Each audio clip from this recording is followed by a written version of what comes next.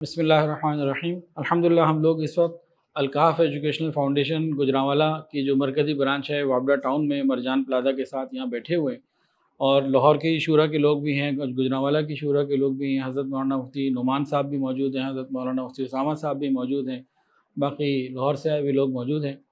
تو الحمدللہ آج یہاں پر گوجرانوالہ میں ایک 5 روپے کی سستی روٹی کا جو پروجیکٹ ہے، تندور ہے، اس کا افتتاح تھا ڈومیسٹک انڈسٹریز کی جگہ پہ انڈسٹریل اسٹیٹ میں۔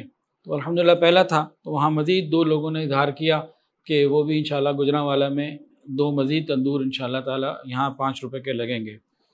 اب ہم انشاءاللہ تعالی کوشش یہ کر رہے ہیں کہ یہاں کے لوگوں کو ہم متحرک کریں اور گوجرانوالہ میں ویلفیئر کے اور تعلیمی کاموں کو بڑھائیں۔